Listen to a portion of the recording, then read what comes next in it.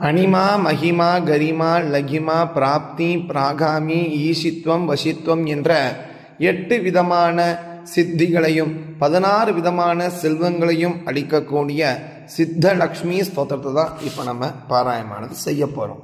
ஸ்ரீ சித்தலக்ஷ்மி ஸ்தோத்திரம்.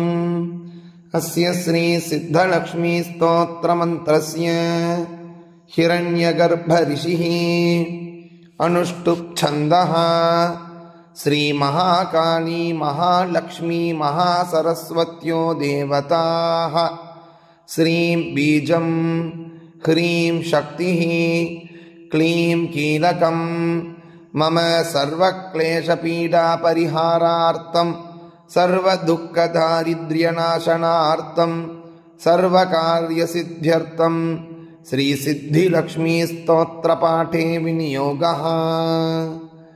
ஓம் ஹிரண்யகர்ப்பரிஷயே நமः சிரசி அனுஷ்டுப் சந்தசே நமோ முகே. ஸ்ரீ மகாகாளி மகாலக்ஷ்மி மகாசரஸ்வதி தேவதாभ्यो நமோ கிதிஹி. ஸ்ரீம் பீஜாய நமோ குஹ்யே. ஹ்ரீம் சக்தயே நமः பாதயோः. க்ளீம் கீலகாய நமோ நாபௌ. விநியோகாய நமः சர்வாங்கேஷு. ஓம் ஸ்ரீம் சித்தலக்ஷ்ம்யை அங்குஷ்டாभ्यां நமः. ஓம் க்ரீம் விஷ்ணு தேஜசே தர்ஜனீभ्यां நமः. ஓம் க்ளீம் அமிர்தானந்தாயை மத்யமாभ्यां நமः. ஓம் ஸ்ரீம் தைத்யமாலின்யை அநாமிகாभ्यां நமः. ஓம் க்ரீம் தேஜப் பிரகாசின்யை கனிஷ்டிகாभ्यां நமः. ஓம் க்ளீம் பிராம்யை வைஷ்ணவ்யை ருத்ராண்யை கரதளகரபிருஷ்டாभ्यां நமः. ஓம் ஸ்ரீம் சித்தலக்ஷ்ம்யை ஹ்ருதயாய நமः. ஓம் க்ரீம் விஷ்ணு தேஜசே சிரசே ஸ்வாகா. ஓம் க்ளீம் அமிர்தானந்தாயை சிகாயை வஷட். ஓம் ஸ்ரீம் தைத்யமாலின்யை கவசாய ஹும். ஓம் க்ரீம் தேஜப்பிரகாசின்யை நேத்ரத்ரயாய வௌஷட். ஓம் க்ளீம் பிராம்யை வைஷ்ணவ்யை ருத்ராண்யை அஸ்த்ராய பட்.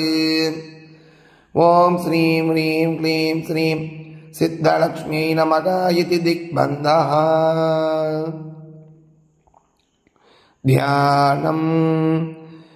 ब्राह्मीं च वैष्णवीं भद्रां षड्भुजां च चतुर्मुखीं त्रिनेत्रां खड्गत्रिशूल पद्मचक्रगदाधरां पीताम्बरधरां देवीं नानालङ्कारभूषितां तेजः पुञ्जधरीं श्रेष्ठां ध्याये बालकुमारिकाम्. ஓங்காரம் லக்ஷ்மி ரூபம் தூ விஷ்ணும் வாக்பவமவ்யயம். விஷ்ணுமானந்தமவ்யக்தம் க்ரீங்காரம் பீஜரூபிணீம். க்ளீம் அமிர்தானந்தினீம் பத்ராம் சத்யானந்ததாயினீம். ஸ்ரீம் தைத்யசமணீம் சக்திம் மாலினீம் சத்ருமர்தினீம். தேஜப்பிரகாசினீம் தேவீம் வரதாம் சுபகாரிணீம். ब्राह्मीं च वैष्णवीं रौद्रां कालिकारूपशोभिनीम्. अकारे लक्ष्मीरूपं तु उकारे विष्णुमव्ययम्. मकारः पुरुषो व्यक्तो देवी प्रणव उच्यते. सूर्यकोटिप्रदीकाशं चन्द्रकोटिसमप्रभम्. तन्मध्ये निकरं सूक्ष्मं ब्रह्मरूपं व्यवस्थितम्. ஓங்காரம் பரமானந்தம் சதைவ சுரசுந்தரீம். சித்தலக்ஷ்மி மோக்ஷலக்ஷ்மி ஆத்யலக்ஷ்மி நமோஸ்துதே. ஸ்ரீங்காரம் பரமம் சித்தம் சர்வபுத்திப்பிரதாயகம். சௌபாக்யாமிருதா கமலா சத்யலக்ஷ்மி நமோஸ்துதே. ஹ்ரீங்காரம் பரமம் சுத்தம் பரமைஸ்வர்யதாயகம். कमला दनदा लक्ष्मी भोगलक्ष्मी नमोस्तुते. क्लींकारं कामरूपिण्यं कामना परिपूर्तिदम्. चपला चञ्चला लक्ष्मी कात्यायनि नमोस्तुते. श्रींकारं सिद्धिरूपिण्यं सर्वसिद्धिप्रदायकम्. पद्माननां जगन्मात्रे अष्टलक्ष्मीं नमोऽस्तुते। सर्वमङ्गलमाङ्गल्ये शिवे सर्वार्थसाधिके शरण्ये त्र्यम्बके गौरि नारायणि नमोऽस्तुते।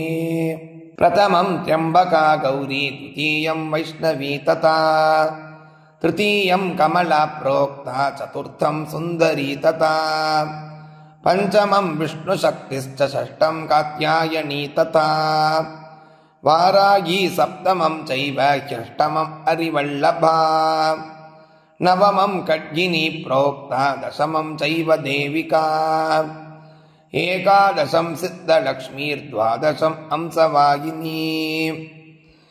ओं श्रीं सिद्धलक्ष्म्यै हृदयाय नमः। ओं क्लीं विष्णुतेजसे शिरसे स्वाहा। ओं क्लीं अमृतानन्दायै शिखायै वषट्। ओं श्रीं दैत्यमालिन्यै कवचाय हुम्। ओं क्लीं तेजप्रकाशिन्यै नेत्रत्रयाय वौषट्। ओं क्लीं ब्राह्म्यै वैष्णव्यै रुद्राण्यै अस्त्राय पट्। ओं श्रीं ह्रीं क्लीं श्रीं सिद्धलक्ष्म्यै नमः इति दिग्विमोघः। एतत् स्तोत्रवरं देव्या ये पठन्ति सदा नराः सर्वापद्भ्यो विमुच्यन्ते नात्र कार्या विचारणा। एकमासं द्विमासं च त्रिमासं च चतुस्तथा पञ्चमासं च षण्मासं त्रिकालं यः सदा पठेत् ब्राह्मणक्लेशितो दुःखी दारिद्र्यभयपीडितः जन्मान्तरसहस्रोत्थैर्मुच्यते सर्वकिल्बिषैः। दरिद्रो लभते लक्ष्मीम् अपुत्रः पुत्रवान् भवेत्। धन्यो यशस्वी शत्रुघ्नो वह्निचौरभयेषु च शाकिनी भूतवेतालसर्पव्यग्रनिपातने राजद्वारे सभास्थाने कारागृहनिबन्धने।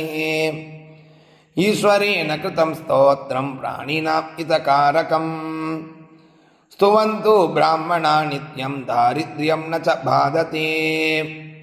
सर्वपापहरा लक्ष्मी सर्वसिद्धिप्रदायिनी साधका लभते सर्वं पठित स्तोत्रं निरन्तरम्।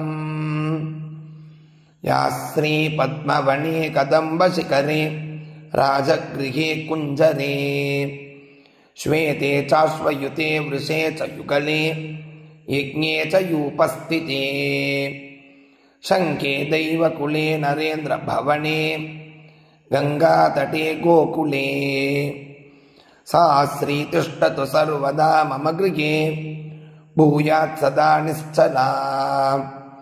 सा पद्मासनस्था विपुलकटितटी पद्मपत्रायताक्षी गम्भीरावर्तनाभिस्तनभरणमिता शुद्धवस्त्रोत्तरीया